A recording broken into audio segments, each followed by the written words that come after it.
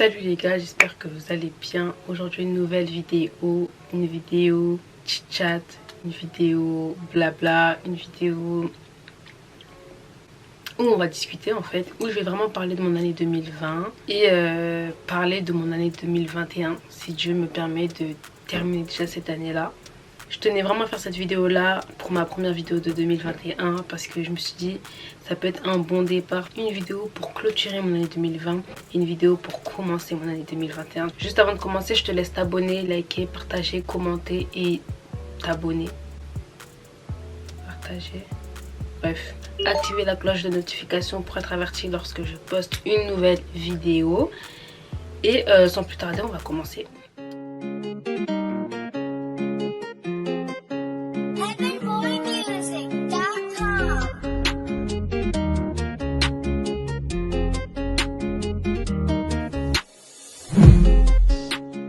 Je vais parler, je vais me lisser les cheveux en même temps, je vais me lisser en vite fait parce que dans tous les cas je vais pas sortir. La vidéo je vais la répartir entre guillemets en 3 parties. Déjà 2020, franchement je trouve que ça a vraiment pas été une année facile pour tout le monde. Je pense qu'on a tous un peu un mauvais souvenir de 2020 clairement. Ce qui m'a marqué premièrement, moi on va parler de début 2020, c'est la grève SNCF. Clairement, même si ça a commencé fin 2019, mais début 2020, et il y avait déjà la grève. Et franchement, la grève, je l'ai pas pris au sérieux dès le début, tu vois. Je pensais que la grève, ça allait durer genre 1 semaine ou 2 semaines max, tu vois. Sachant que moi, pour aller à mon lycée, faut que je prenne le train. Il y avait des trains, je ne veux pas dire qu'il n'y avait pas de train, il y avait des trains, mais ça concordait pas avec mes horaires, tu vois. Je peux finir à 15 h et mon train il est à 18 h 30 par là. Alors que de la gare à la gare de chez moi, c'était genre 7 minutes de train, 8 minutes de train. Et en fait, c'était no way en fait. Et puis même pour ma daronne, elle me disait souvent, mais prends pas les risques, ça sert à rien du tout, tu vois. Je pense que je vais arrêter de faire mèche par mèche parce que franchement, j'ai trop la flemme, genre. Ensuite, 2020, alors, ce qui m'a marqué, c'est mon anniversaire. Je suis née le 1er mai. Donc ce qui veut dire que le 1er mai on était encore confinés. Mais il s'avère que à un moment, je crois qu'on devait sortir fin avril ou un truc comme ça. Mes potes et mes cousines ont voulu me faire un anniversaire surprise. Et je suis passée à ça d'un anniversaire surprise. Et franchement j'ai trop eu le seum. Parce que je sais que je crois que c'est 10 jours après. Macron il nous a déconfinés, je crois le 11 mai ou le 13 mai, je sais même plus. Et j'avais trop le seum en fait parce que tout était prêt, les invités, Airbnb, la décoration, bref, il y avait tout qui était déjà là. Je vois, tout était prêt, il manquait juste que Macron dise déconfiné et paf, c'était mon anniversaire, tu vois. Non, j'avais trop le seum. Quand mes potes elles m'ont dit ouais, on voulait te faire un anniversaire surprise, on avait pris l'appartement à nanana. Parce que on avait laissé. C'est pas facile. C'est chaud, c'est. Des anniversaires, si tu le veux, j'en aurai d'autres. Mais 20 ans, tu vois, j'aurai pas 20 ans 2 fois. J'aurai 20 ans qu'une fois. Et voilà, c'est ce que je retiens, c'est de mon année 2020 et qui m'a marqué. En parlant du confinement, l'autre fait qui m'a marqué en 2020, le Covid. Clairement, le corona a marqué tout le monde. Au début, franchement, je me disais trop, ouais, vas-y, c'est pas ici, tu vois, c'est là-bas, c'est loin, tu vois. Jamais je me serais dit que ça allait arriver jusqu'en France, en fait, tu vois. Coronavirus! Coronavirus! I'm telling you, shit is real! Shit is getting real! Woo! Et en parlant du Covid, vu que c'est arrivé dans ma ville, en premier en France, tu vois, et j'ai été confinée je crois 2 semaines avant que Macron y parle. Ça veut dire que nous, moi du coup, en gros on a été confinés 2 semaines avant que toute la France soit confinée. Personnellement je l'ai pas mal pris parce que je suis une grosse casanière. Je sais pas vous mais moi le confinement j'ai kiffé les gars. Genre j'ai passé ma meilleure vie. Genre c'était trop cool. Genre tu te réveilles, t'es dans ton lit, tu sais que tu dois pas sortir, tu sais que t'as rien à faire, t'es pépère, Netflix and chill. Je suis une personne, comme je dis, je suis grave casanière. J'aime pas sortir pour rien. Et dans tous les cas, là tu voulais sortir pour aller. Genre en mode, je sais pas. Là en fait, j'ai pas d'argument. C'était trop bien. Voilà. Alors, autre chose qui m'a marqué en 2020, franchement ça n'a rien à voir avec ce que je viens de dire. Et en plus ça date de février, c'est vraiment le concert de Fally Ipupa. Je voulais faire un vlog ce jour-là, mais avec tous les combattants et tout, qui allait prendre le risque? Ça me fait rigoler. MDR, pas moi. Je suis allée aussi parce que j'aime bien l'artiste, mais aussi parce que ça faisait je crois 10 ans déjà qu'un artiste congolais n'avait pas fait de concert en France et tout. Et pour moi c'était aussi un symbole, tu vois, le fait d'y aller c'était le symbole de... Tu vois, c'est pas tout ce que je retiens de mon année 2020, mais en gros c'est les choses qui m'ont marqué entre guillemets en 2020, tu vois. Et aussi le deuxième confinement, mais franchement ça on va pas trop en parler parce que pour moi je trouve pas que c'était un vrai confinement.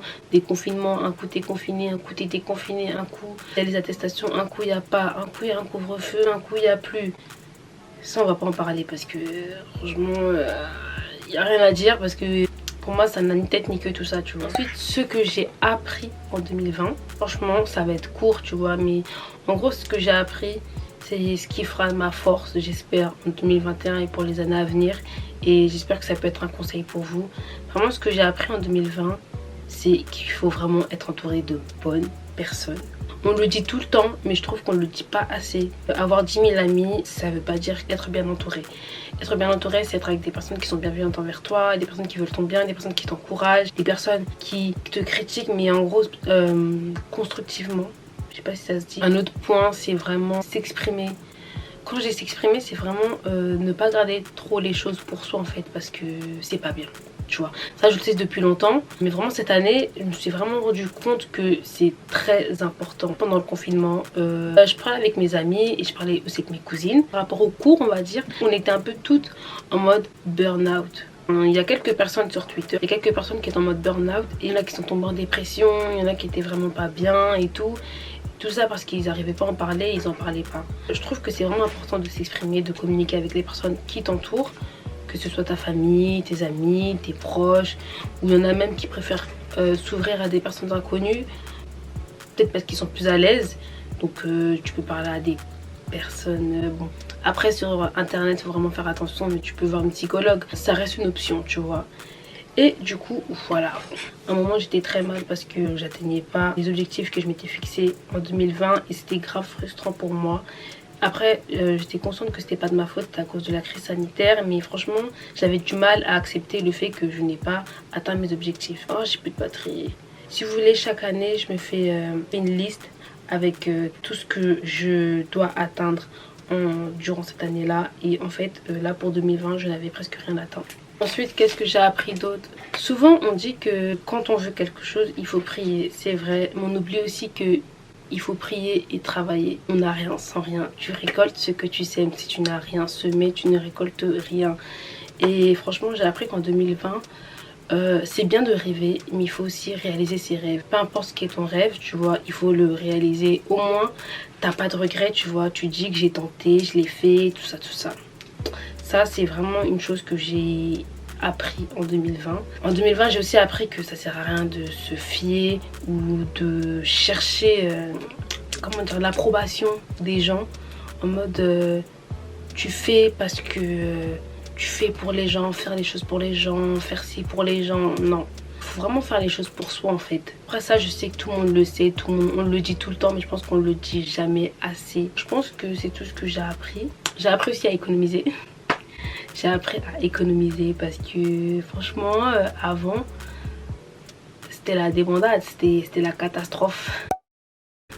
Carrément c'était la pagaille. En tout cas je pense que c'est tout ce que j'ai appris en 2020. Tout ce que 2020 m'a appris. Là je reviens avec une autre coupe parce que pendant que la caméra est chargée, je sais pas, je m'ennuyais, je voulais me coiffer.